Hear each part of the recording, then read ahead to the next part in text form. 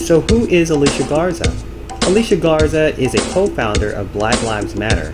Her point of view may be surprising for a lot of people who is in support of Black Lives Matter. For our guest speakers for the evening. Alicia Garza is an Oakland-based organizer, writer, public speaker, and freedom dreamer who is currently the Special Projects Director for the National Domestic Workers Alliance, the nation's leading voice for dignity and fairness for the millions of domestic workers in the United States. Alicia, along with Opal Tometi and Patrice Collers, also co-founded the Black Lives Matter movement, a globally recognized organizing project that focuses on combating anti-Black state-sanctioned violence, systematic racism, and the oppression of all Black people. Alicia has also served as the director of People Organized to Win Employment Rights in the San Francisco Bay Area. During her time in the position, she won the right for youth to use public transportation for free in San Francisco, and also fought gentrification and exposed police brutality in the area. Alicia is the author of many notable articles and is the recipient of several awards, including the Bayard Rustin Community Activist Award from the Harvey Milk Democratic Club and the Sydney Peace Prize. Please help me welcome Alicia. 4 years ago, when we created the Black Lives Matter Global Network, we did so as a tactic to rebuild the Black liberation movement, finally in our image. When I say in our image, I mean queer and trans. I mean disabled and immigrant, poor and working class, and Black. 4 years ago, we worked diligently to build Black Lives Matter as an intervention in an ongoing tradition of amnesia that continues to plague the United States and unfortunately continues to plague our movement.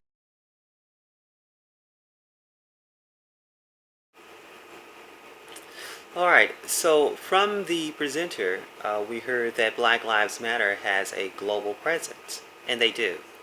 They're not only located in the United States, or have a presence in the United States, but also in Canada and the United Kingdom. It was said from the presenter that our use of the word of all Blacks, or the phrase of all Blacks, to put those two words together, all Blacks, of what Ms. Garza is representing, equality for all Black people. And I understand the all in this point of view. She's referring to what I'm going to say next. Yes? All right. So from what I'm seeing, Black Lives Matter is for gender equality. Therefore, women's rights and LGBTQI plus rights with respects to transgender inclusion. All right? So that it's the use of words are very powerful, particularly when it comes down to all Blacks, meaning that those who are gay and transgender are included as all Blacks. That's what has been said here as far as Ms. Garza is saying, that all Blacks. So this is a continuation, if you will, of the civil rights movement in some respects, of adding in the fight for equal rights of those who are Black, and use of police brutality as a means to demonstrate a change that needs to happen in our society with the abuse of black people uh, uh, uh, in our society that are dying or have died from the hands of those of the dominant society. And again, this whole idea is has to do with protected groups, right? It has to do with oppression of all, supposedly all, a concealedness about everyone in that group, that minority group within the United States. And I remember hearing what the presenter was saying about whiteness. Yes, whiteness, which is identity politics, and the word of anti-black. Right? So therefore, what they've done is they've included themselves into the fold, or created a new form of 21st century beliefs, a new system of beliefs, so that they are formally included in this group as black too, as being black as well. And I understand that, and I think that they're correct from that perspective. But as far as the belief system of these individuals that are black, I don't believe they're all the same. Okay? And aren't all the same. But that's not the reason that I'm doing this video. The reason for this video is the intrusion of this thought process into our psyche. It's a form of abuse of our collective consciousness, and a battle between modernism and postmodernism is the reason for this video. And there is a certain word on their website, or a phrase on their website, that I believe is somewhat troubling, particularly for those who would be conservative.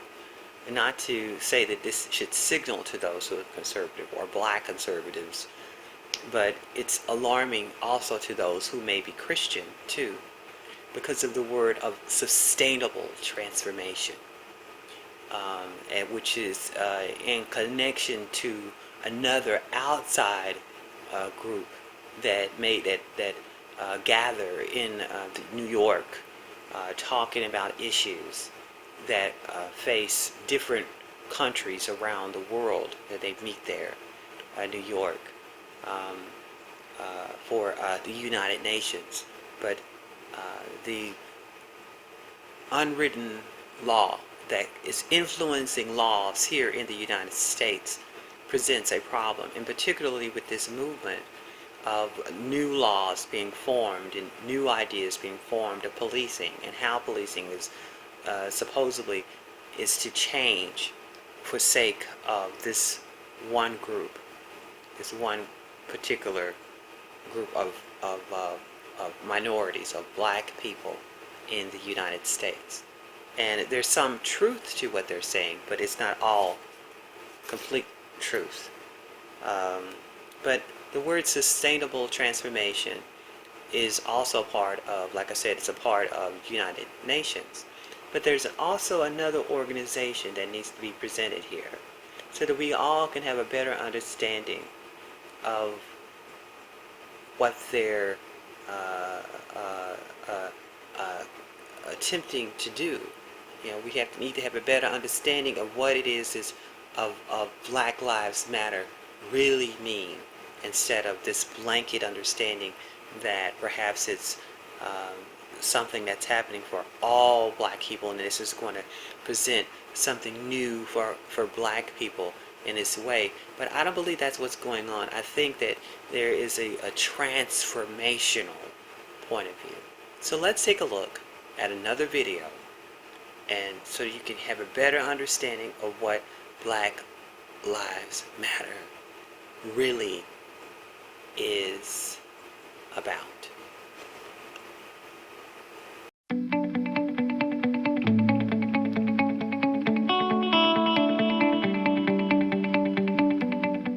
There's a few things that make a transformation sustainable over time. One is changing the way work is done, right? So really having an execution engine and a process, just like a manufacturing company would have for making products, but for how ideas are turned into initiatives that show up on the bottom line in terms of the P&L or the balance sheet, but that's not real until it's all the way through. The second piece of it is around capabilities, and it's the capabilities in terms of the process capabilities, but it's also how you think about the organization's talent. And transformations that have a formal capability building aspect to them are twice as likely to be successful. What happens typically if you want to make a transformation sustainable? I mean, this is a hard and tough phase that the company goes through for 1 to 2 years. It's very intense. You build very often almost a shadow organization parallel to the line organization. You have your transformation office, you have the entire infrastructure that you use to push initiatives through a transformation. And at the end of that phase, you somehow want to make sure that it is embedded in the organization, because this shadow organization will disappear, right? And you have to run the company again through the normal structures. To make a transformation sustainable, it has to go from not just improving the performance over the next few months, but making sure that whatever we do stays in the company. It's important that beyond the hard measures that you put in place, you work on things like culture, mindsets, capabilities. If you only do cost transformation, typically it's very difficult to excite transformation. I can give you one example. One of my clients, they realized that they have to reduce cost significantly. So they set themselves a high target, a couple of $100 million. But they said, we're going to reinvest a big part of these savings into capability building. So we'll train people to take them into new capabilities, to create new opportunities for them going forward. There aren't that many examples of transformations that are successful that don't have an obsession on growth almost at the same level, if not more so than on cost. In the end, this transformation has to be a process, but has to become an ongoing improvement process that has to stay in the company, that needs to allow the company to become better and better over time. That's why we actually put a lot of emphasis in this sustainability and medium-term perspective, not just in the very short term. And then lastly, and most importantly, there's a piece around how you think about changing the culture to reinforce all of those three things, and having a healthy organization that's not just performance-oriented, but that's also driving long-term health.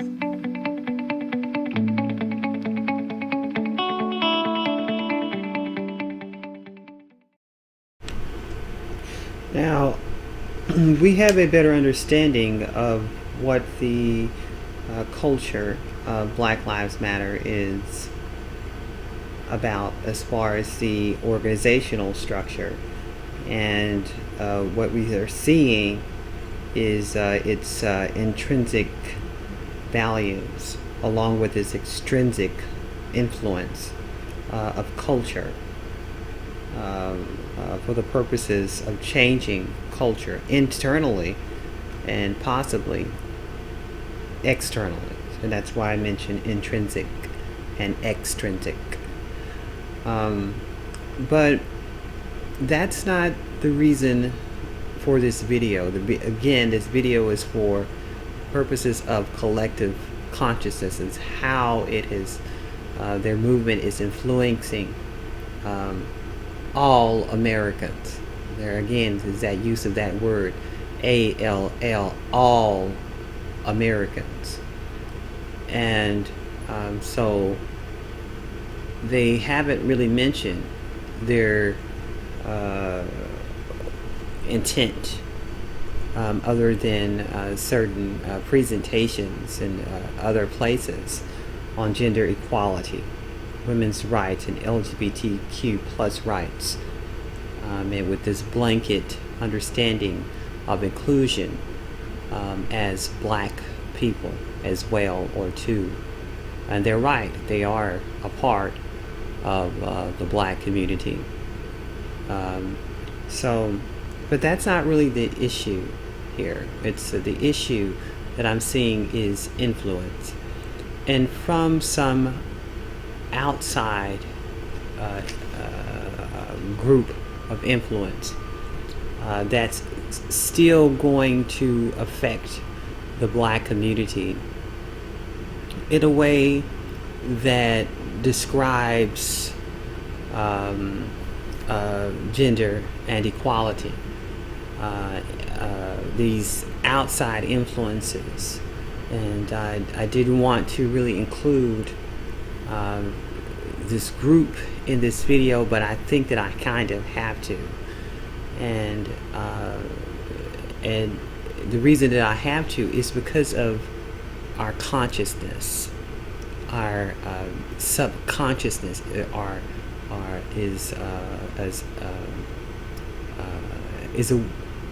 we're able to understand what we see, but we have a tendency from the senses that we have to not be as aware immediately to what it is that we see.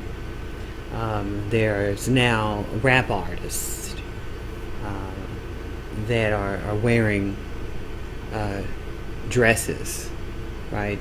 And there's changes in the color of hair that's implementing this new consciousness within the United States for sake of the introduction of a new type of society, a transformation, if you will. And you see rap artists that are coming out with colors that were once associated with a certain sect or sex of people in our society, which now these things are beginning to kind of overlap in a way that's affecting our collective consciousness, our belief systems, our religious beliefs too. So I wanted to present next why this is happening, how this happened to our society, how postmodernism is being reintroduced into our society, which had a long historical basis. It's not something that is new, right? In our most recent history, it would have been introduced in the 1960s, right? So that's why this time is kind of similar to the 1960s with these protests, right?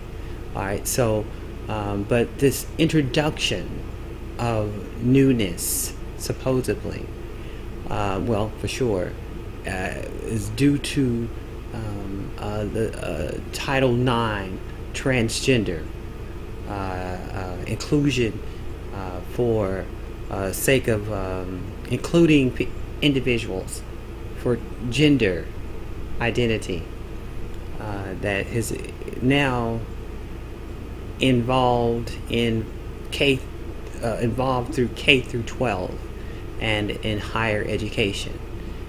And so let's take a look at another video from the Federalist. I know that they're in opposition to those who consider themselves liberal, and those who would be considered an enemy, people who are bad, those who are of the dominant mindset, dominant society, right? So, but I'm going to include them because of the word of inclusion. Now,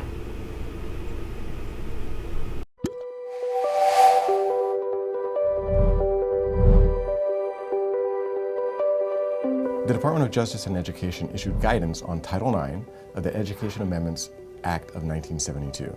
Title IX, as most people know, is designed to help women and girls have full access to education to protect them from sexual harassment in particular. The Department of Education is now saying that those protections against sex discrimination now cover gender identity. And this has dramatic implications with regard to things like bathroom, shower, and locker room access, dorm access, among a host of other issues. The Department of Education is now saying that transgender people have full unfettered rights to these locker rooms and showers of their choice based on their subjective gender identities. This guidance applies through the K through 12 through university levels, which means boys will be given access to the girls' showers and locker rooms at K through 12, and biological men being given access to women's showers and locker rooms at the university level. Many school districts around the country are saying that this guidance is merely guidance and does not have to be followed, and other states have sued, in fact, to overturn the guidance. That's saying that this is overreach by the executive, that our federal funding of our schools cannot be put at risk merely because we have agency guidance coming out. This is a state's issue, that states should be the ultimate arbiters, and this has been federal overreach that has not been endorsed by Congress.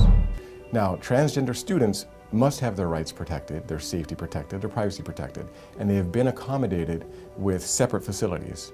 The Department of Education is saying that's not enough, they must be granted full access. The problem with that, however, is that there are people on the other side who feel that their privacy and their safety is put at risk. The guidance from the Department of Education does not require things like a person dress a certain way, a person have a surgery, take hormone therapies, or change their birth certificate. None of those things are required in order to qualify as transgender. People on the side of the guidance issued by the Department of Education say that it is designed to destigmatize transgender people. That transgender people face a lot of problems, they feel uncomfortable, they are dealing with difficult issues that need to be addressed sensitively, which is absolutely true, it needs to be addressed sensitively. The question is, what is the proper solution? The Department of Education and its supporters say that the proper solution is to treat somebody who identifies as somebody of the opposite sex precisely as a person of the opposite sex in every respect. If they identify as a woman, if they say they're a woman, if it causes them distress not to be affirmed as a woman, then they should be affirmed as a woman by the state, by fellow students in the school context, and in public facilities as well. But local school districts in particular have been able to reach sensible compromises where everybody's privacy and safety interests are accommodated with single-sex facilities, with unisex single occupancy facilities that allow transgender students more options, not less. And at the same time, protecting the interests in privacy and safety of non-transgender students. Those interests can be accommodated in a way that does not endanger safety by creating abuse, by not doing violence to existing law, by not taking existing precedents and twisting them in a way that they were never designed for.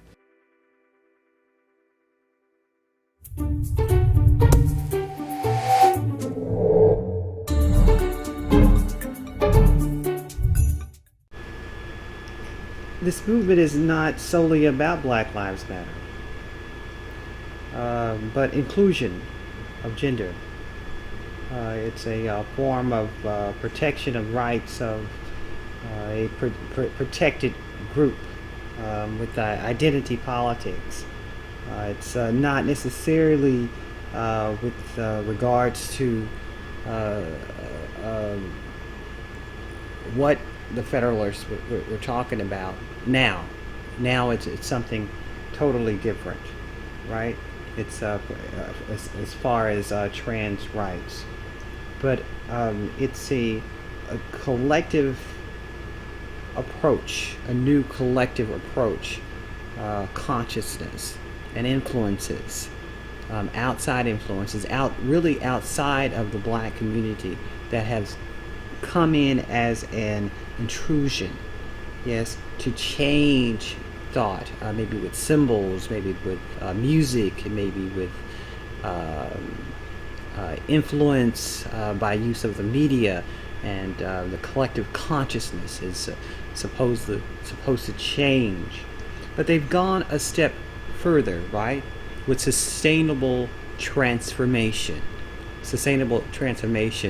with think tanks and scholars at the Ivy League universities, and the changing of textbooks to not only K through 12, but also a change on the colleges and universities, which not only impact the dominant society, but also minority groups, which would include HBCUs, as well as those who are of the Hispanic institutions of learning. So it's over encompassing of what is transpiring now. So I want to introduce another video, and this is from the UN, of where this group or a part, one individual of this movement has been in regards to the treatment of transgenders in the United States, and deaths that have transpired, which I believe really should be one of their main focuses, instead of throwing all African Americans or black people into one group this way, and using the deaths of these people as a means of as a all-inclusive group this way. So let's take a look at this video. The name of my own project is called Translash, and it's called Translash because of two things that are happening at once. It's called transgender backlash, but it also extends right the way across the world to issues of the other letters in the LGBTQI plus gathering, as well as those who are gender nonconforming and non-binary. We're at a stage where there is tremendous, even one could say unprecedented progress. There are transgender and nonconforming people and gay people and lesbian people and bisexual people who are elected to offices right the way across the world, from the federal level to the state level. There is a tremendous amount of advance in rights, not only as would be expected in the global north, but in the global south, where there have been some tremendous victories. And of course, tremendous representation in the media in ways that are also unprecedented. But it's also the fact that in an unprecedented way, the violence and the backlash is also unprecedented, and in some places around the world, historic.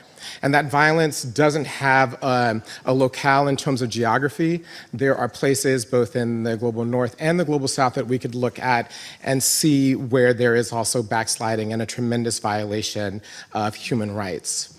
And we know that where those rights are being violated, that they are at the intersections of a number of other types of human needs or rights, such as those focusing on race, focusing on economics, focusing on gender. And additionally, we also know that in addition to those broad intersections, that there is a gender intersection in this where violence against LGBTQI plus people looks very much like violence against cisgender heterosexual women across the world.